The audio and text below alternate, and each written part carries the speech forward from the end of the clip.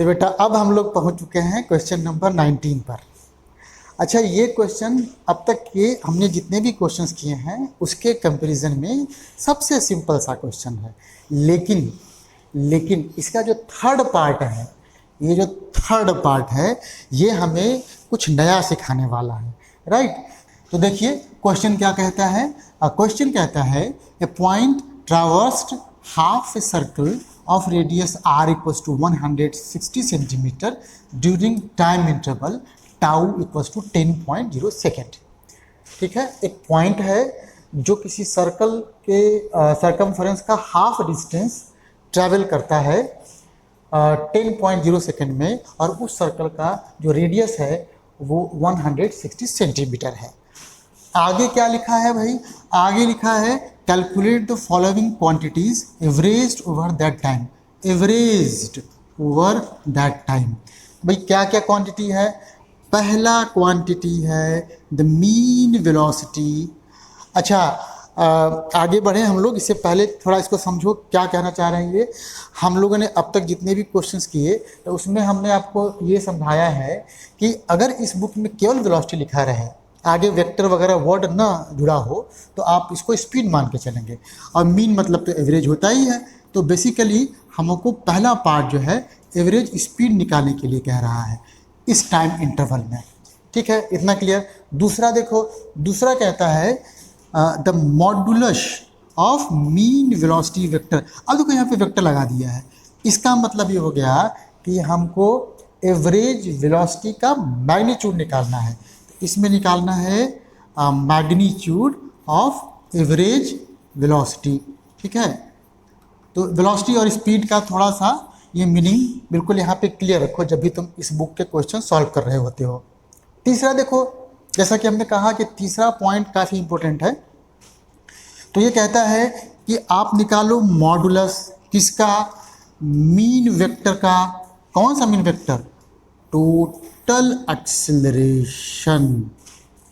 तो जो total acceleration हुआ उसका मीन वैल्यू का मैग्नीट्यूड निकालना है। और इसमें एक एक्स्ट्रा कंडीशन जोड़ दिया है। कंडीशन ये है कि इफ़ द पॉइंट, देखिए कंडीशन देखिए क्या है। इफ़ द पॉइंट, देखो, if the point moved with constant tangential acceleration.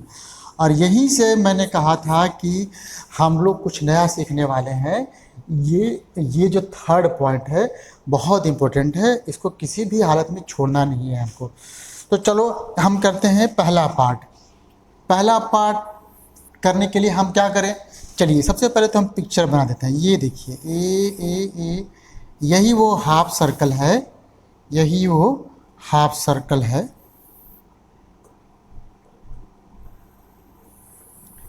ना, जिसके ऊपर हमारा पार्टिकल मूव कर रहा है।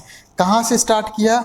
हमारा पार्टिकल मान लो यहाँ से स्टार्ट किया, यहाँ से, और इनिशियल वेलोसिटी सपोज करो u से स्टार्ट किया और मूव करते करते पॉइंट B पर पहुँचा, और यहाँ पर फाइनल वेलोसिटी v है। अभी वेलोसिटी वगैरह की ज़रूरत नहीं पड़ेगी, फिर भी हमने ऐसे ही डायग्राम बना दिया।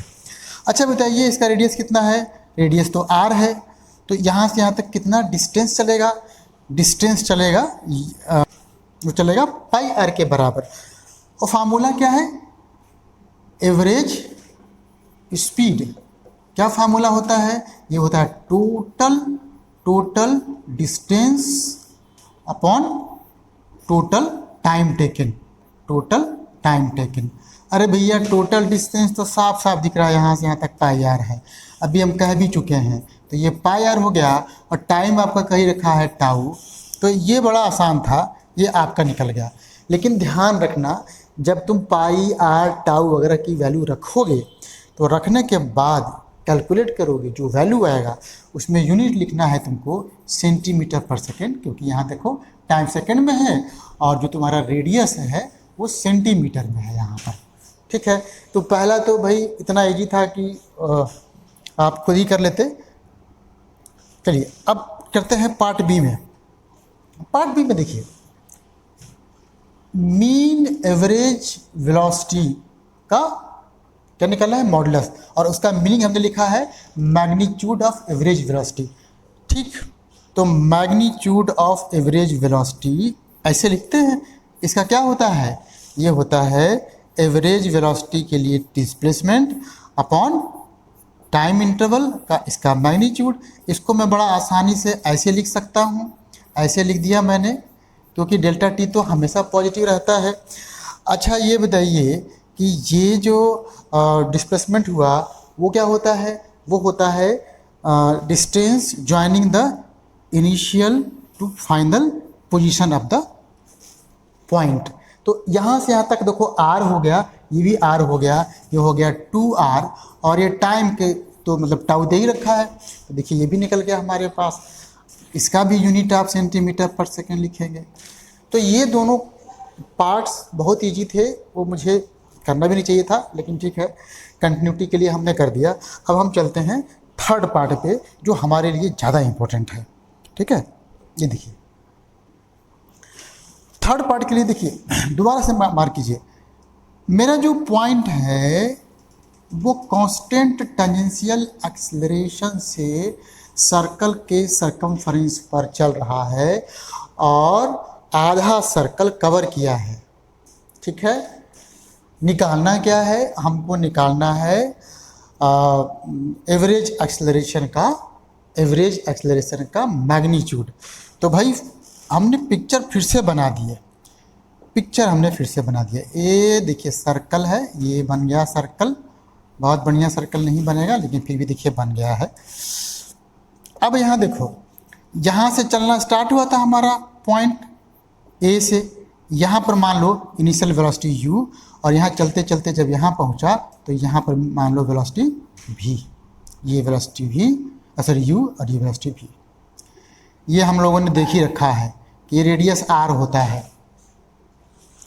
तब मुझे क्या निकालना है भाई, मुझे निकालना है ये इसका मैग्नीट्यूड, और ये क्या होता है, ये होता है magnitude of final velocity minus initial velocity upon final time minus initial time, यही होता है। अच्छा मैं चाहूँ तो इसको लिख दूँ mod of v minus you upon tau, क्योंकि टाउ तो पॉजिटिव यू होता है।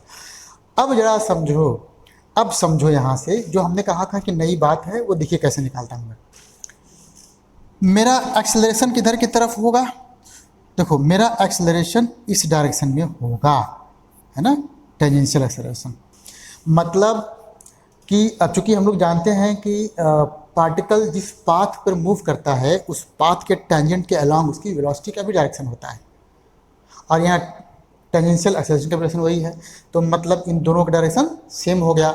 अच्छा एक हम लोगों ने ये भी पढ़ा है D V upon D T equals to acceleration, है ना, ये पढ़ा हमने। इसका क्या मतलब हो गया, इसका मतलब हो गया कि इसी डायरेक्शन में आपका डी वी भी है, तो हमारे पार्टिकल का वेलोसिटी का डायरेक्शन, हमारे पार्टिकल का एक्सेलरेशन का डायरेक्शन, हमारे पार्टिकल के वेलोसिटी में चेंज का डायरेक्शन सब एक ही है। तो मैं यहाँ से यहाँ तक डिस्टेंस निकालने के लिए इसको स्मार्टली इसमें कन्वर्ट कर दूँगा। मैं क्या कहूँगा कि देखो भाई जिस तरीके से यूनिफॉर्मली एक्सेलरेटेड मोशन का केस होता है ठीक उसी टाइप से यहाँ पर है ना, केवल डिस्टेंस की बात कर रहा हूँ मैं, बाकी सब की नहीं। तो यहाँ पे मेरा पार्टिकल u के स्पीड से ऐसे चलना स्टार्ट हुआ, इधर लगा एक्सेलरेशन, कैसा है, कांस्टेंट है भाई, कांस्टेंट है, और यहाँ पर इसका स्पीड कितना हो गया अभी। ये डायरेक्शन से आप कंफ्यूज मत होइएगा, हम सिर्फ आपको ये समझाने के लिए कि इस चीज़ को हम इसके साथ कोरिलेट कर सकते हैं, सिर्फ इसके लिए हमने बनाया है। हम केवल स्पीड की बात कर रहे हैं यहाँ पर। अच्छा हम लोगों ने क्या पढ़ा था कि भाई अगर ये डिस्टेंस है पाई आर और टाइम लगा है ए से बी तक जाने में टाउ, तो मेरे लिए जो डिस्टेंस का फार्मूला होता था u plus V by 2 into tau होता था। ये बहुत ही बेसिक सा वो था, फंडा था, जिसको हम लोगों ने, है ना, कई बार सिंपल क्वेश्चंस को सॉल्व करने में किया है। अच्छा ये तो निकल गया, लेकिन हमारा काम अभी अधूरा है। देखिए हमको निकालना है v माइनस यू, का मैग्नीट्यूड। अब कुछ सोचो, v माइनस यू का मतलब हो गया कि वेक्टर v में वेक्टर u के डायरेक्शन को आप चेंज करके, मतलब रिवर्स करके ऐड कर दोगे। तो रिवर्स करोगे, देखो ए ऐसे रिवर्स करोगे, इधर माइनस u हो जाएगा, है ना। अब जरा देखो, जब v और u को माइनस यू को जोड़ोगे तो दोनों का डायरेक्शन सेम हो जाएगा। इसका मतलब इन दोनों का जो एडिशन है सिंपली इन दोनों के मैग्नीट्यूड के सम के बराबर हो जाएगा। तो मैं इस बात को लिख दूँ सिंपली v प्लस यू, बल्कि मॉड के रूप में से लिख दो अगर कन्फ्यूजन हो रहा है तो। और यहाँ भी मॉड ही है बेसिकली, अपॉन टाउ। अब जरा बताओ, ये अभी तुमने निकाला है, क्या निकला यहाँ से? यहाँ से v प्लस यू की वैल्यू निकाल दूँ तो हो जाएगा 2 पाई r अपॉन टाउ, और पहले से यहाँ पे टाउ है तो ये टाउ स्क्वायर हमारा आंसर निकल गया। अच्छा, जिसको ये बात क्लियर नहीं हो रही है यहाँ से यहाँ कैसे आए, उसके लिए भी हमारे पास एक तरीका है कि जैसे हमने जो है, एक मिनट,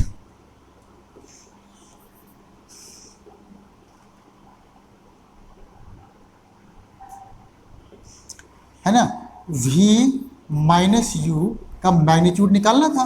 तो फार्मूला क्या था हमारा? फार्मूला था v square plus you square minus 2 u v into cos of angle between u and v। तो देखो u इधर की तरफ है, v इधर की तरफ है, इनके बीच का एंगल हो गया 180 डिग्री। तो मैं यहाँ पे पाई लिख दूँ। अच्छा, जब इसकी वैल्यू रखोगे तुम तो यहाँ हो जाएगा v स्क्वायर, यहाँ हो जाएगा u स्क्वायर, और यहाँ माइनस माइनस प्लस हो जाएगा 2uv, और इसका मतलब क्या हो गया? इसका मतलब u प्लस v हो गया। ठीक है, तो ऐसे भी आप कर सकते हो और सीधा ऐसे भी कर सकते हो लॉजिकली। तो यहाँ से अब हमारा जो है क्वेश्चन तो सॉल्व हो गया, हमने सीखा क्या? हमने देखिए ये बात सीखी ना, ये वाली बात।